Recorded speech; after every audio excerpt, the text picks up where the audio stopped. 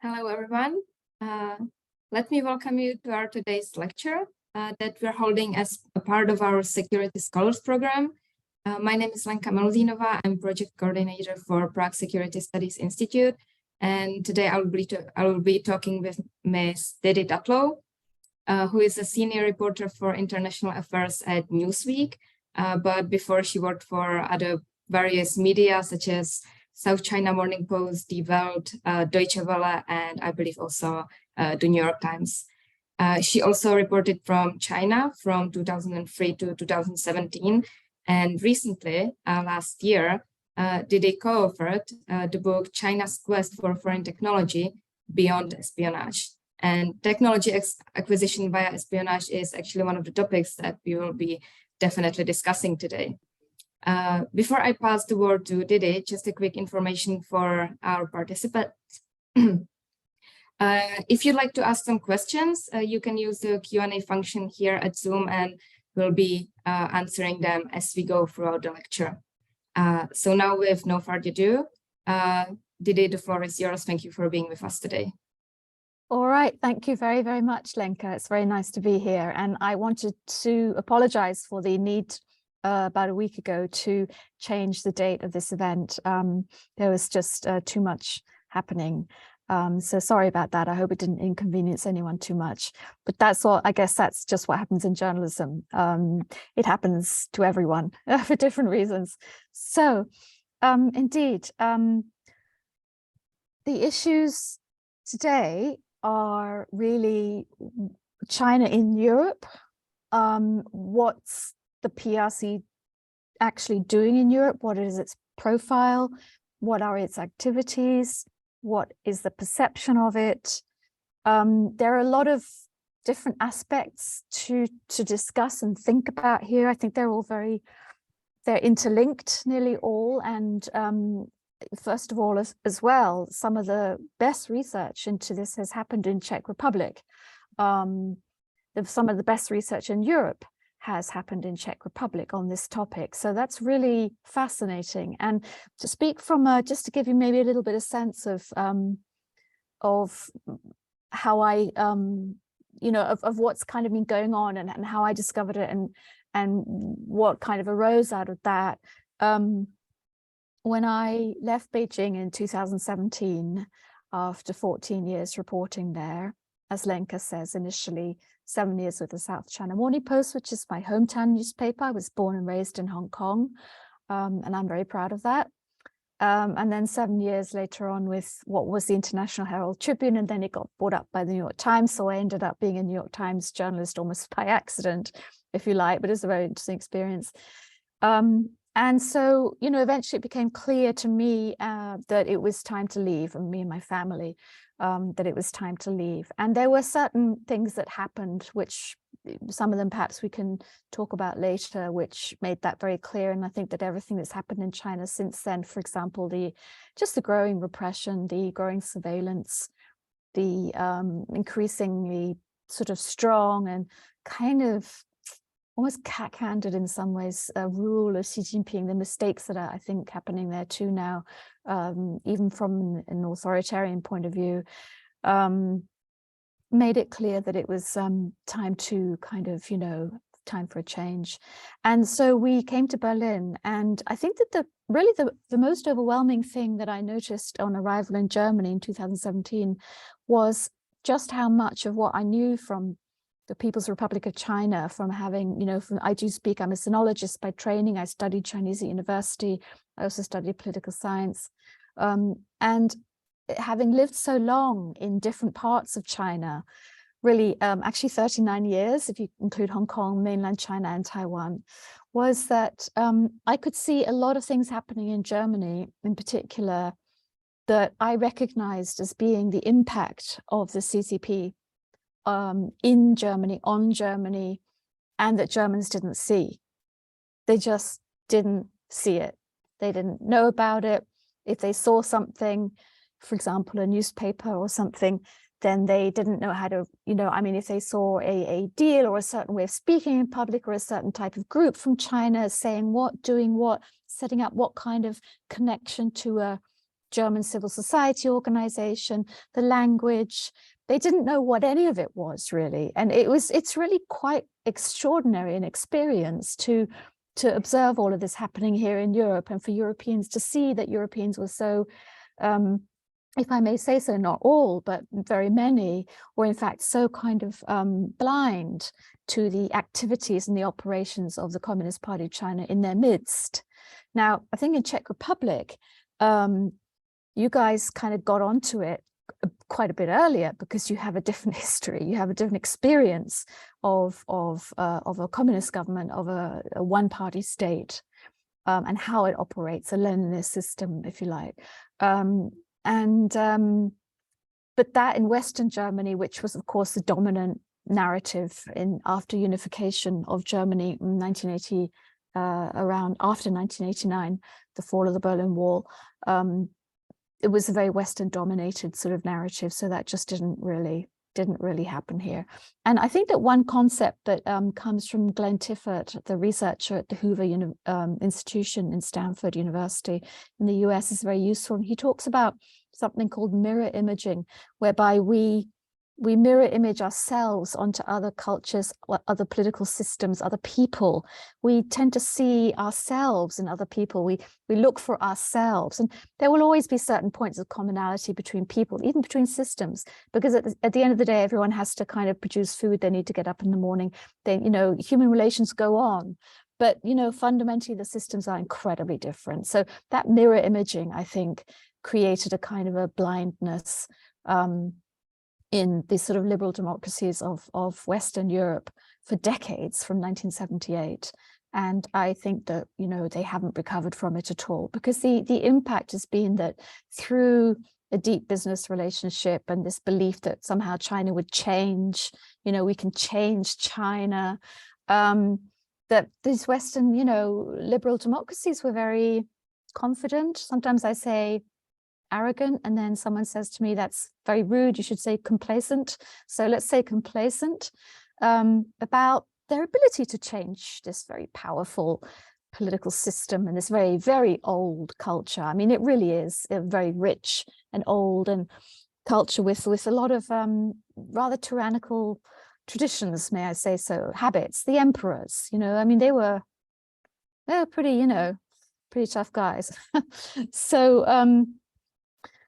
there you have this sort of belief in the West, in Western Europe, and in the normative power of liberal democracy, that somehow liberal democracy is a normative force. It can change anything that comes in its path. Simply untrue. We're learning that with Russia. We're learning that with China.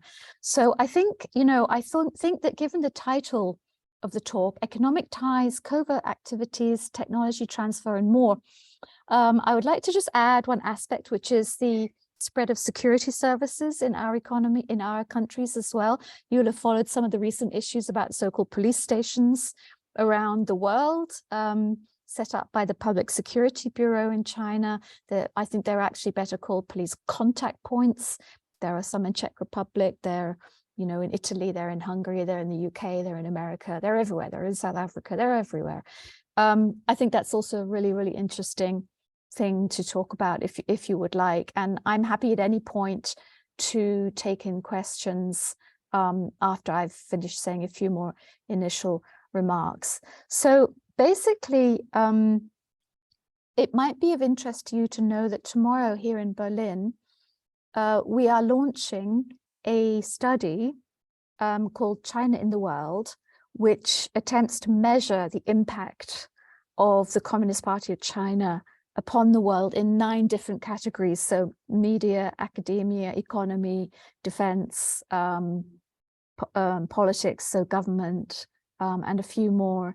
And the results in there are really pretty interesting. Now, I did the Germany survey, working with the local partner in Europe, which was Synopsis, which is in Czech Republic, in Prague, the research center. And what we found is that Germany actually has a very high score, i.e. it is very influenced by China. And the key issue there, in a sense, is, of course, is the economy, because Germany has a very strong industrial economy. We all know that. It's a big exporting nation. It's technologically quite strong. has been for a long time. That's an old tradition here. And that really has created enormous economic interaction, which is not news to anyone on this call, I think. But I think that what we're seeing now, right now in Germany, is just how difficult it is to break away from that.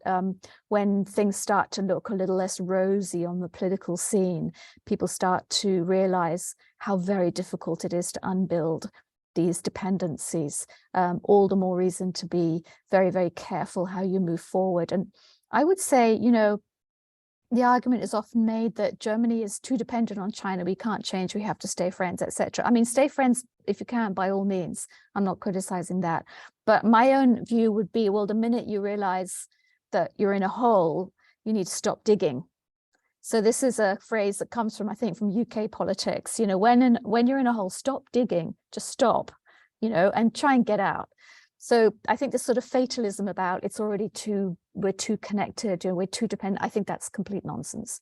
I'm not saying that change will be easy, it will not be easy, but I think that for you know, reasons of sovereignty and political reasons, I think it's going to be absolutely necessary, and that will become more apparent over time. You've had some really great studies done into Czech Republic, and in some ways Czech Republic is a case study in how the CCP operates in countries through buying into companies, co-opting them, getting on board powerful politicians, then starting to spread its system through Confucius Institutes, through United Front groups. The United Front, of course, being a department of the Communist Party, which is directly under the Central Committee of the Communist Party. One of the four of those departments, and another one would be propaganda, for example.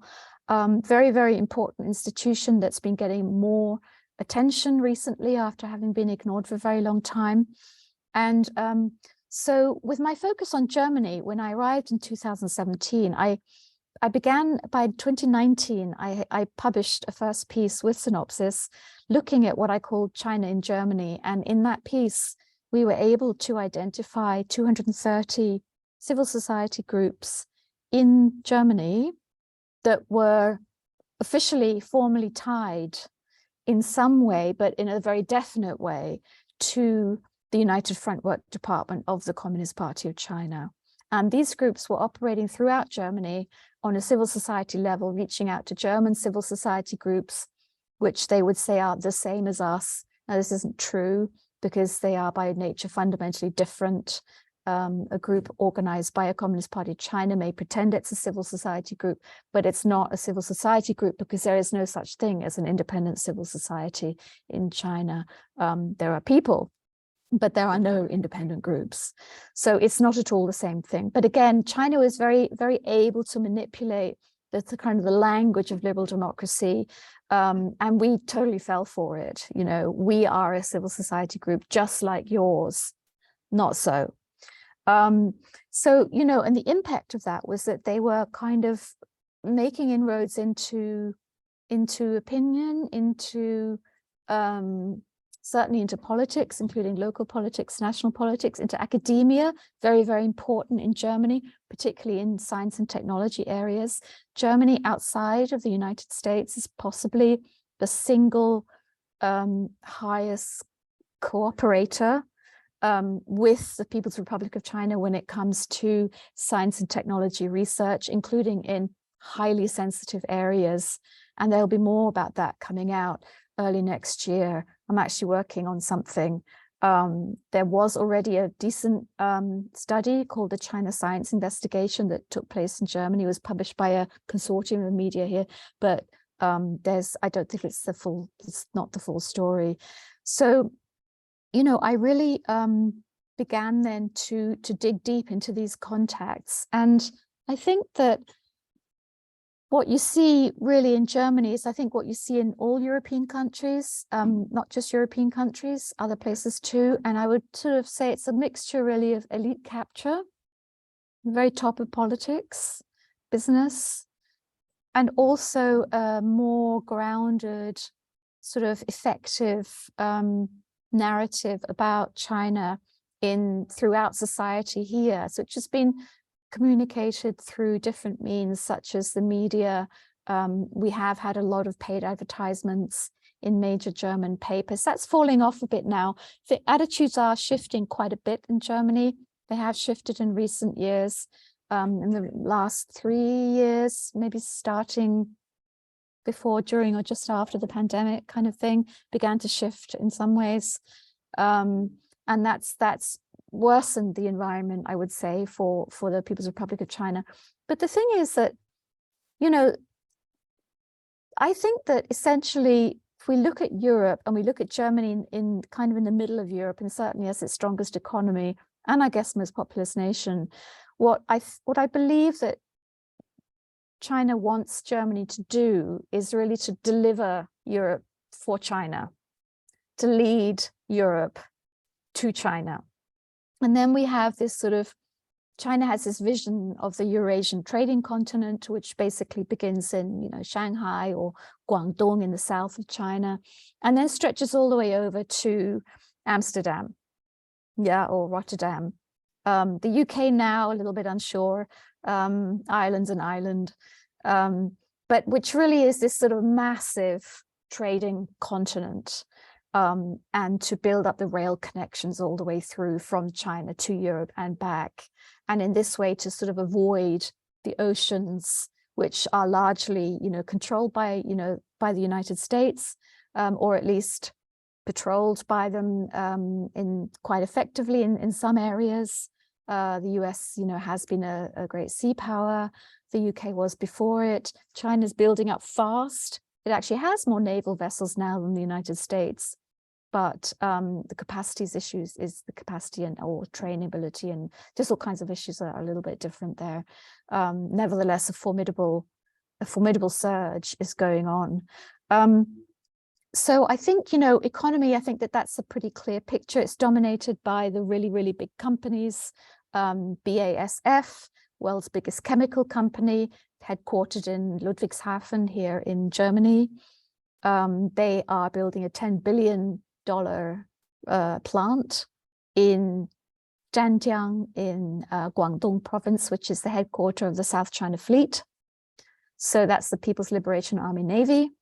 Any trouble in the South China Sea over all the territory that China claims will most likely be dealt with out of Zhanjiang, which is BASF future massive chemical plant. I think we can all see and sense some of the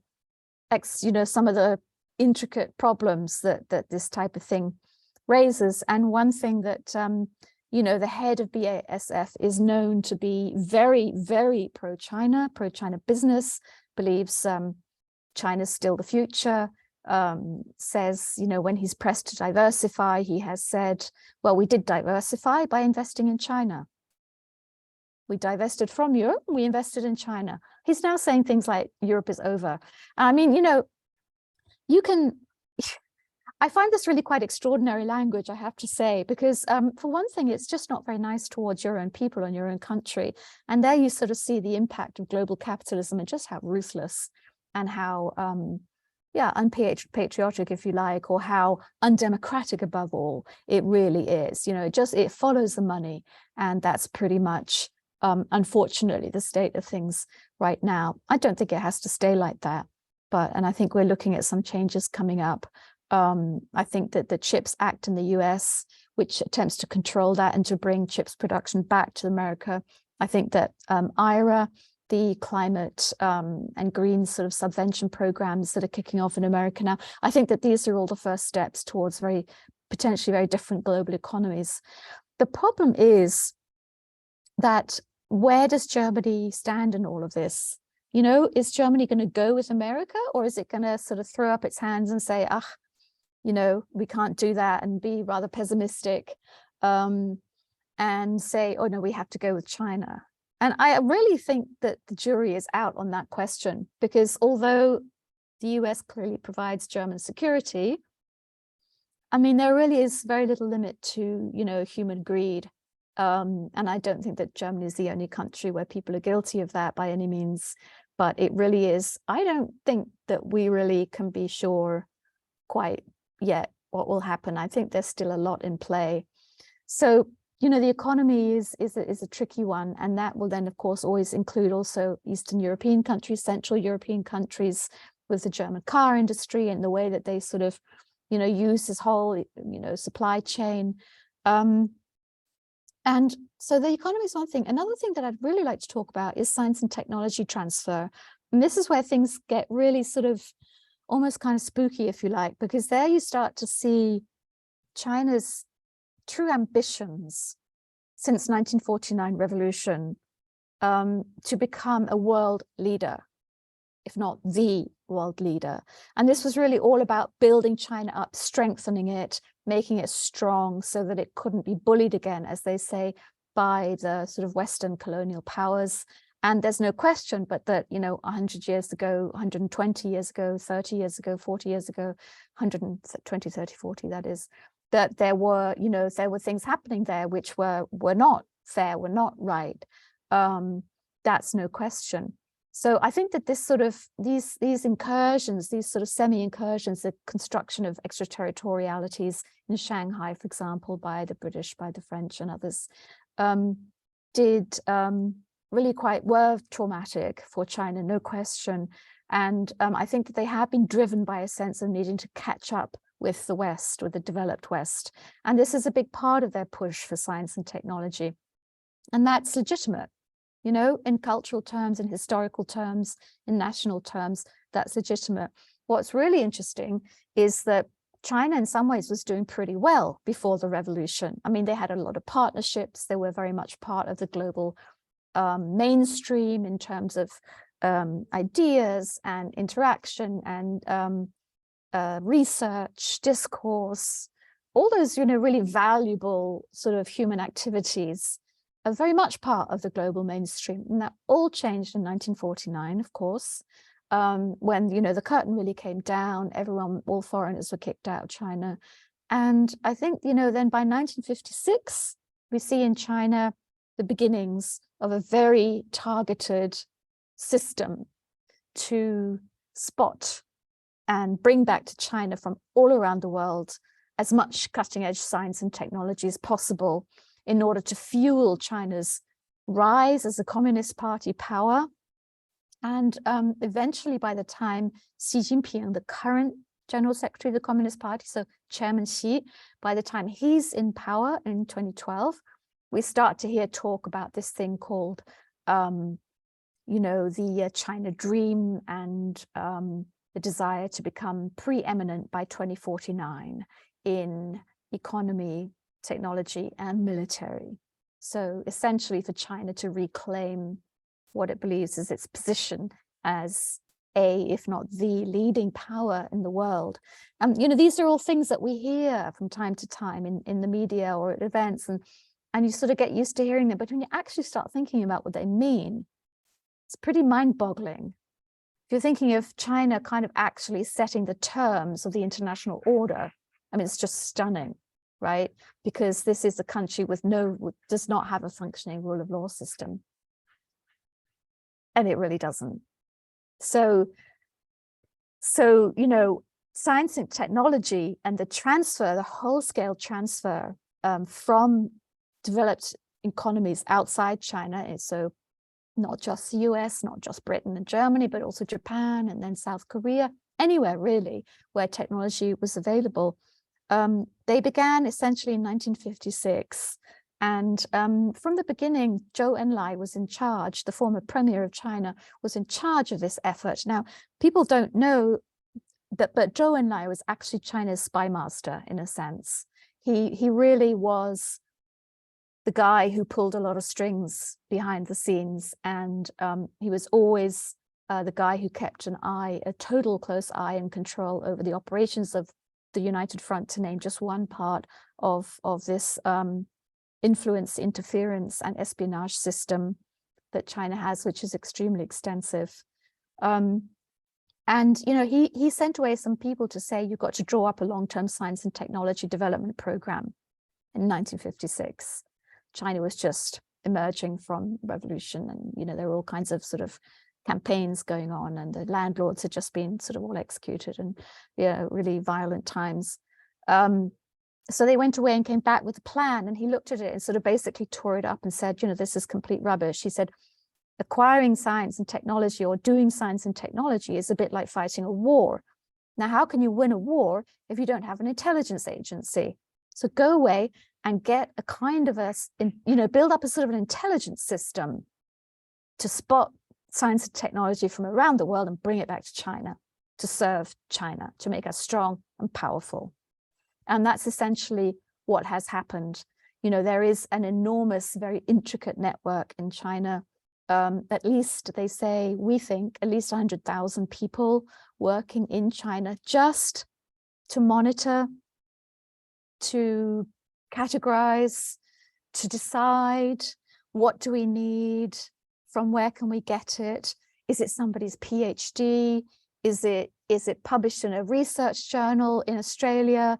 Is it, something that a company is developing in the US or Israel or Czech Republic? And it could be anything, anywhere. And there is an enormous system that works, for example, through the overseas embassies as well. And they say, we want this.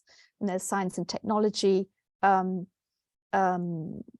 consul in the embassy will then actually literally connect to the Ministry of Science and Technology in China, for example, and they will say, the Ministry of Science and Technology will say, we need X, and he'll look around in the country and say, there's X, and then they'll confer. It's like, should we try and buy it? Should we try and invest in it just a little bit? Should we try and acquire the science and technology behind it and bring it back to China? So it's worked out in minute detail. And this is the thing about it, is that this is an incredibly effective system. It's very, very successful.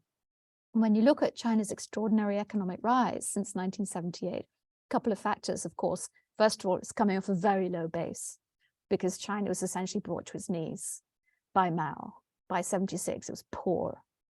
And so, stellar rise can be expected once you let loose all these creative and fantastic energies, the Chinese people have with their real focus on education, a value of education, and a lot of other qualities.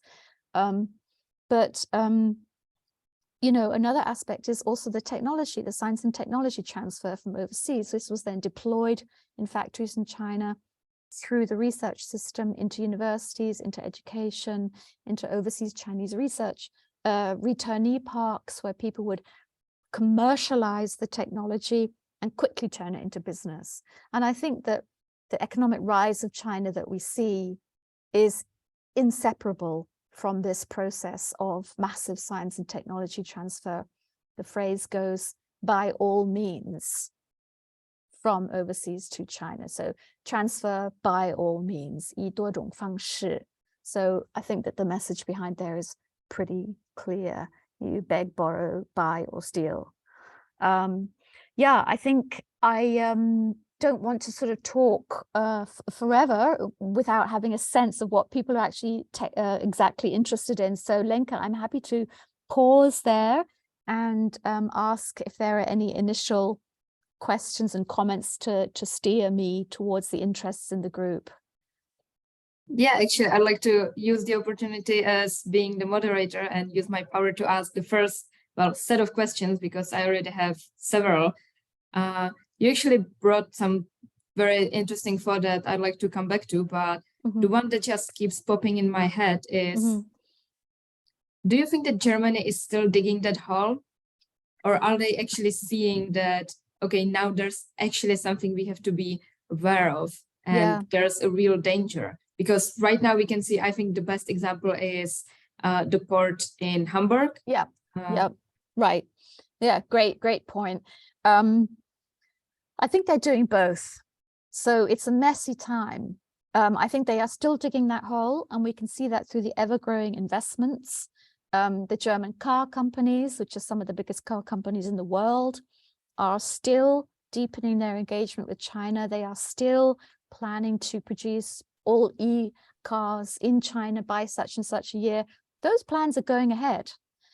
At the same time, when we have the BASF example and the Hamburg example, which you mentioned, which was a fascinating story, whereby COSCO, the China state-owned shipper, and it's a monopoly shipper in China, there really is no reasonable alternative to COSCO, other companies tend to be owned by Costco, for example, got 24.9% of operating rights of one terminal in Hamburg port. Now they wanted 35%, but there was a massive pressure in Germany on the chancellor to say no. And I think on security grounds, that would have been the correct response.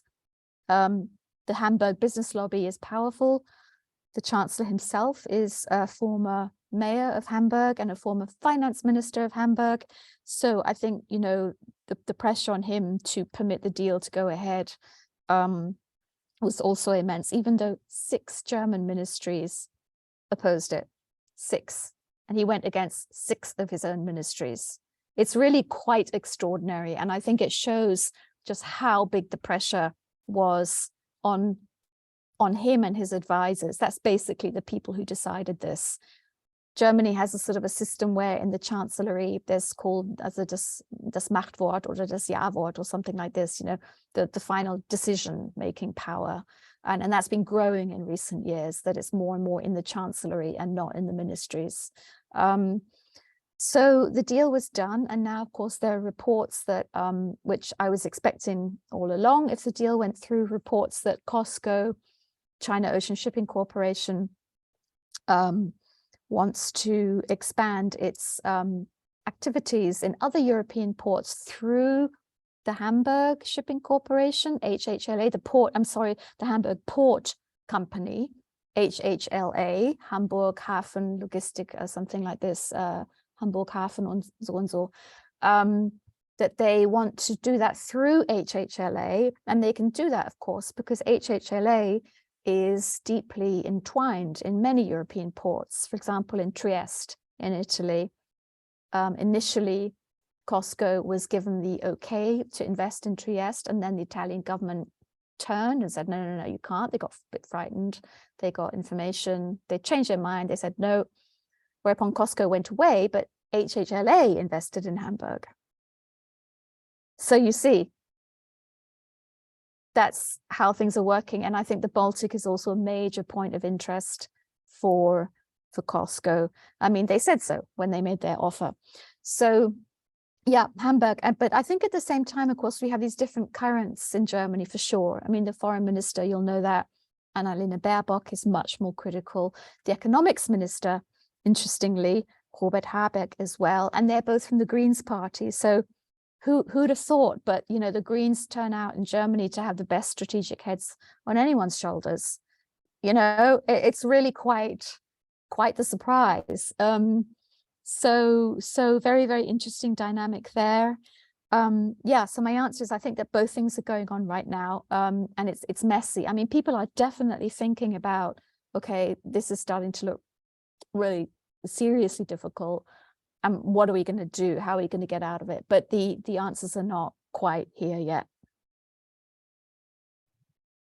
Okay, and my next question would be actually kind of following up with the conference in Berlin that you're right now attending. Yeah. You mentioned that you want to focus on 9 different categories of the Chinese influence operations. And we actually seen quite a lot of reports and analysis of all of those. And you actually mentioned that for Germany, they are more focused on the economic cooperation. Mm-hmm. I think here in Czech, it might be more culture and probably academia focused. Actually, just a few days ago, one of the universities announced that they are withdrawing from the cooperation with Confucius Institute. Yeah. Which is amazing because finally it's happening. Yeah, it is, yeah. How do you think that we should set the basis for the academia? Because, you know, many people say, and I would probably agree, that completely stopping any cooperation between universities, student exchanges, that's not an option. But how do you actually make it safe so that we don't have to educate every single researcher, every single student going to China of what is the danger and what might be happening? Yeah.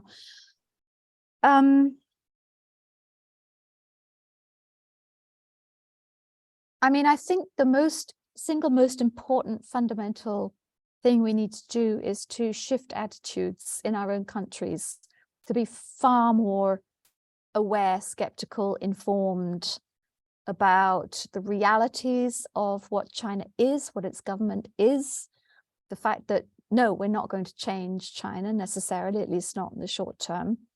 And that this is a country, it's a challenge that is to be taken extremely seriously. I think one problem that not just Europe, but Europe as well has been this, again, to get back to this notion of sort of almost arrogance, you know, that we will change you. Yeah. Right. Well, not necessarily.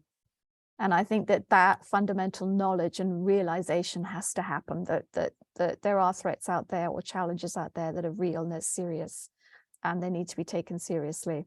So that's the first big massive step that needs to happen. And then I think we need to, and whether or not that's happened in Czech Republic, I can't say. I would say it hasn't happened in Germany, because although there is much greater awareness, there's still very powerful pockets and very influential pockets in politics, in academia, where people really strongly argue that this is all hype, it's all just whatever, Cold War mentality, they say, all this kind of stuff, yeah? I mean, when you look at the facts, it's simply not true. Let's just take, for example, the issue of security and these so-called police stations that have been popping up.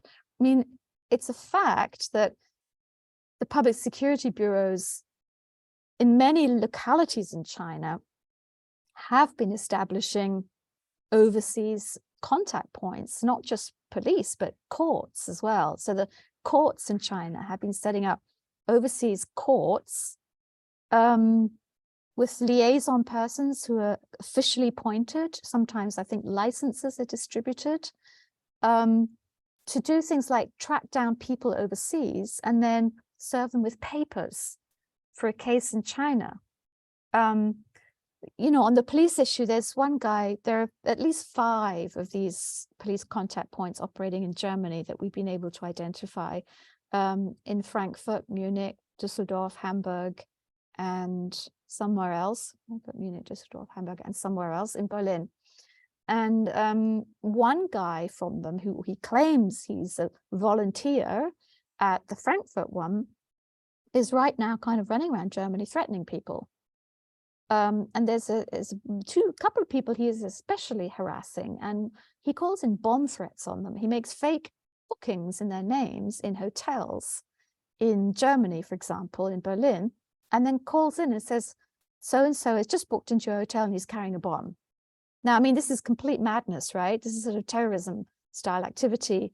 There may not be a real bomb around, but the threat level is already highly disruptive and terroristic. So I think that, you know, this is something to be taken extremely seriously, not least also the issue of protecting the rights of people of Chinese descent who live in Germany. Like they shouldn't be exposed to this kind of nonsense and dangerous, you know, attempts to get them to remain loyal to Beijing. If they don't want to be loyal to the Communist Party, they ought to be able to live here freely like anyone else. So we need to protect their rights as well. The same for Czech Republic, UK, America. So, you know, you do have this very kind of powerful influence, which is real. I mean, when I say very powerful, I mean mostly within the Chinese diaspora community, of course, but that, you know, these are people in our society, so it affects a much broader group of people. And in Germany right now, I believe there are something like just over 200,000 people from China living here completely legally. At this point, quite a lot of them would be German citizens, you know. So I don't know if that in any way answers your question, or if you would like to have a follow-up. No, it's actually perfect. Thank you very much. I'll actually follow with another one. It's one of those that we got from our attendees. We got a question regarding all the states and regions in Europe that are being targeted by the influential operations. Mm-hmm. And you mentioned Germany, you mentioned Baltic states, of course, it's the Czech Republic. Do you think that there's a pattern how they are using the operations and how they are targeting the countries, what countries they are using to promote their interests, what countries are they using to, you know, gain the influence or gain Yeah. whatever they are actually aiming for at the country? Yeah, that's a really good question. I mean, I think that so Chinese IR, international relations scholars, have long divided Europe into different sort of parts, into basically three categories. So there would be the countries that are what they would call all-weather friends. I think that in Europe, Hungary would be one of them. And then there are the countries that are that are sort of more in the middle, but are industrially very strong and therefore extremely important to China. So Germany, France, the UK, when it was still in the EU, for example. And then there are the countries which would consider to be, you know, the deplorables, if you like, or the incorrigibles. For example, Lithuania, possibly Czech Republic by this point, since you're doing so much with Taiwan. So China has long divided these 28, now 27 nations of Europe, and more broadly Europe, of the European Union, and more broadly in Europe, into these different categories, and would definitely focus on adjusting its tactics to appeal to the different countries. Having said that, I think that the mechanisms whereby they attempt to do this are pretty much always the same. So clearly, there is the creation, and this is something that all countries do, the creation of constituencies of support among elite politicians. In a sense, that's what diplomats are supposed to do. They're supposed to outreach and create friends, and then catch the ear of somebody powerful, etc., and then make the case for their country. I mean, in all kinds of different fora. But what is really striking about, of course, about how China operates throughout the European countries is their use of these enormous amount of different sort of organizations that they have in China.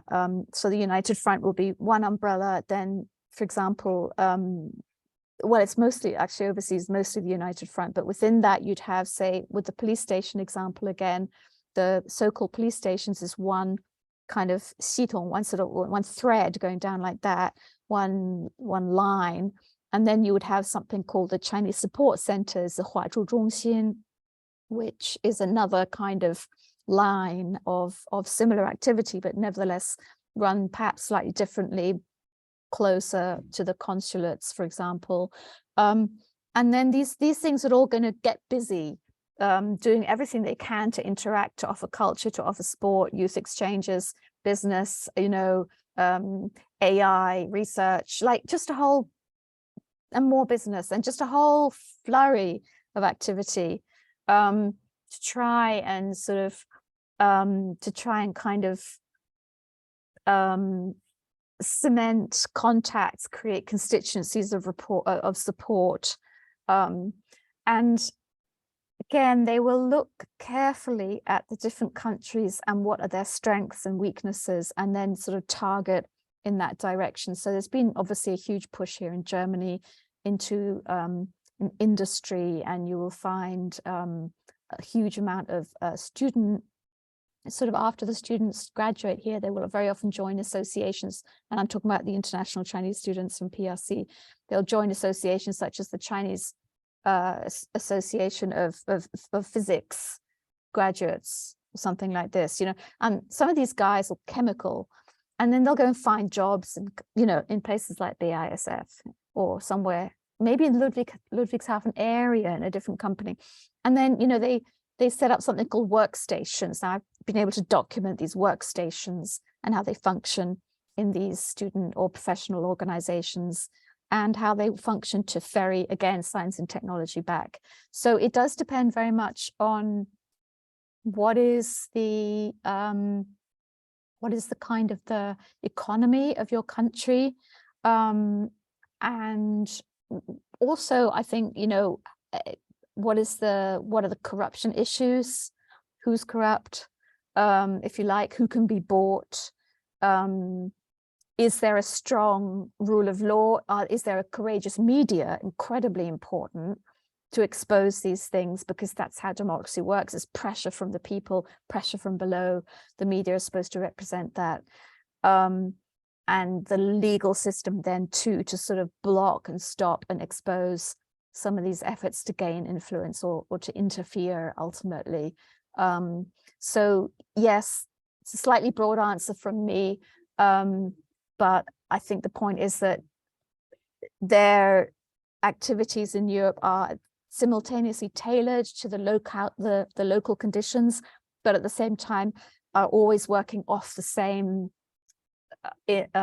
organizations and systems, political systems and organizations in China and then they're just deployed everywhere in slightly different forms. Okay, following this and your very good point about exploiting the weaknesses and the importance of media. In Czech Republic, we can see quite a strong disinformation campaigns. Of course, right now they're mainly being focused on the war in Ukraine, but of course they are also slightly targeting Chinese narratives. Can you see the same also happening in Germany or in any other country in Europe?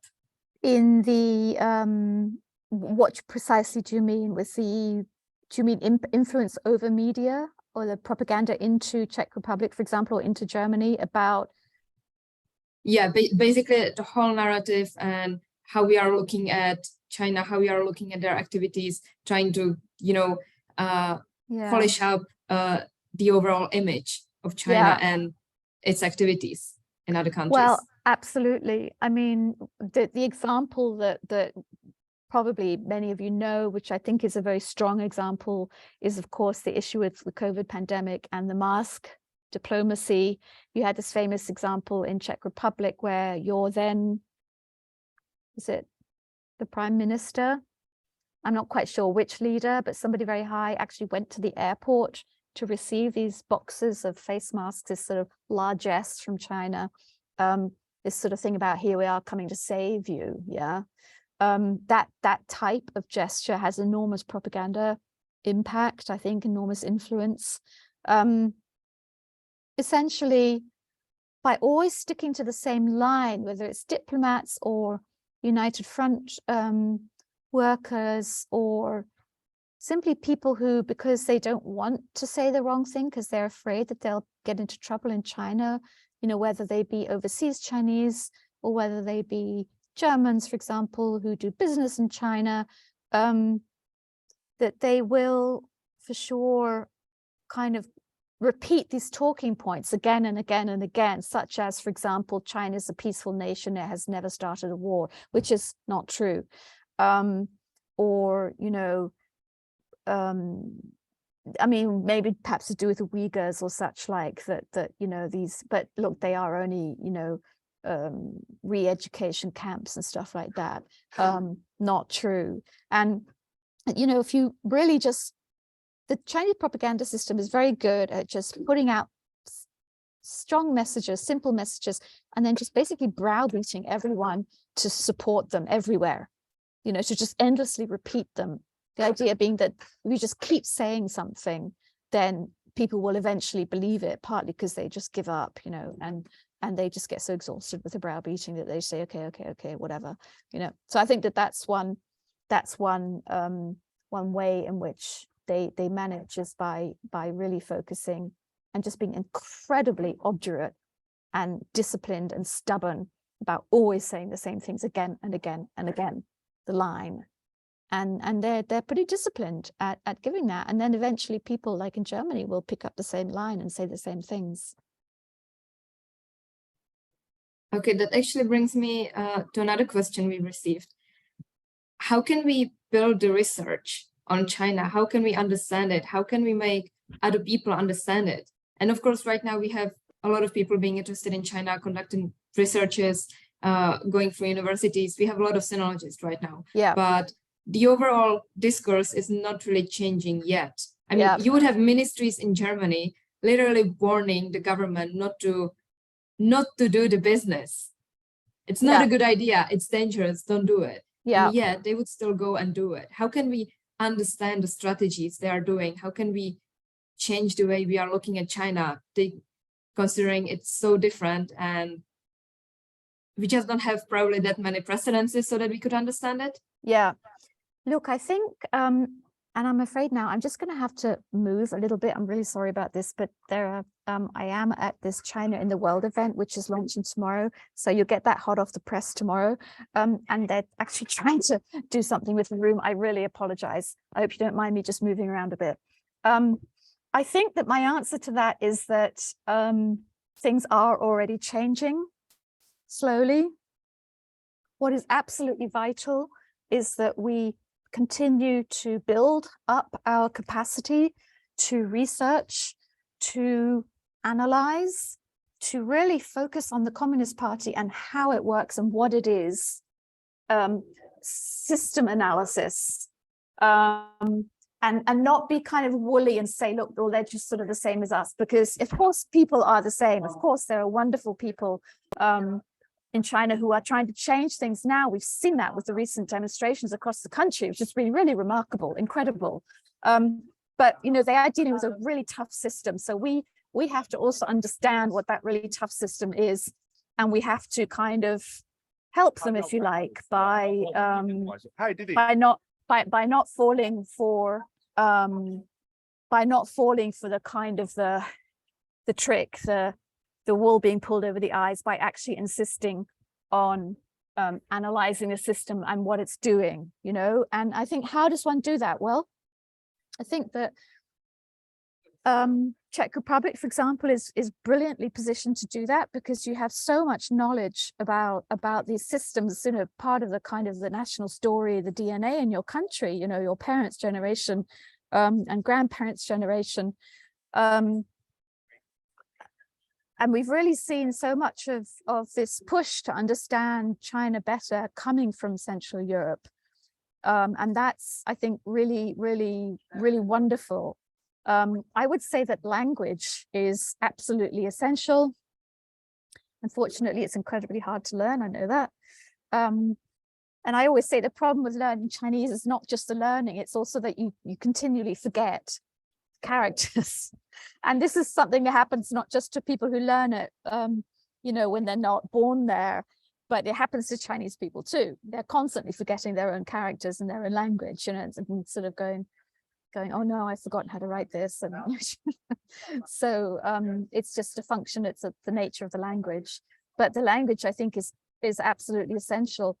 And at this point, I would really say as well, I think it's amazing that you're building up ties with Taiwan, because there is a huge body of experience in Taiwan about the Chinese Communist Party, which, in my opinion, isn't really shared that much by the Taiwanese themselves necessarily.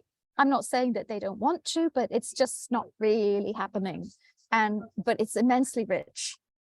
And I think a lot to learn from there. Plus, you'll get really, really great Chinese training if you go to Taiwan. I mean, you really will. You know, it'll be well taught. It'll be taught in a way that's, maybe more connected to the world in some ways. So that might help as well.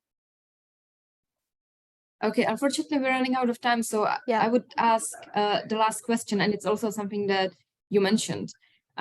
We've seen quite a huge protests across different cities in China. How do you, from your position, how do you read the current position of China, both on the domestic level, but also on the international, especially, of course, talking vis-a-vis China, vis-a-vis Russia, now during the war, since we've seen some changes in the, you know, friendship with no limits. Apparently, there are some limits, and those limits are probably nuclear threats. So we can see also changes in the way China is talking about Russia. How do you read this? The no limits nuclear threats issue is difficult. I think that China possibly doesn't mind Russia making nuclear threats, but it would mind if Russia were to follow through on them. But I think that that's a red line that China has had from the very beginning. I don't think that that's a recent thing. I don't think that's a change. However, the real problem with this line of analysis of, you know, looking to China to help with Russia, although on one level it makes sense. On another level, what you have in reality is you've given China a determining voice in European security. Now that's quite a thing to think about. You've really given China a decisive voice at the table of European security, if that's the approach you're going to take. Not you, but one, obviously. So that's, I think, potentially extremely worrying. It's the first time that I can think of that this situation has arisen. So on the domestic side,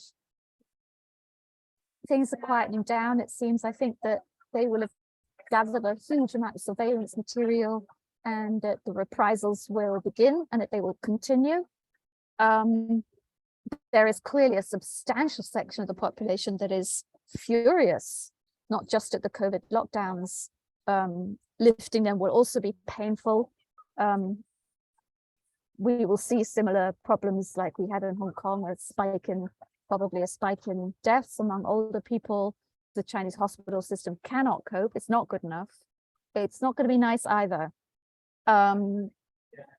But people have kind of reached breaking point, and in their minds, I think it's very interesting how this not wanting the COVID, these brutal lockdowns anymore. And let's not forget that we don't know, they say that these lockdowns saved lives, but you know, these lockdowns have also led to tragedies and disasters of different kinds that we didn't see.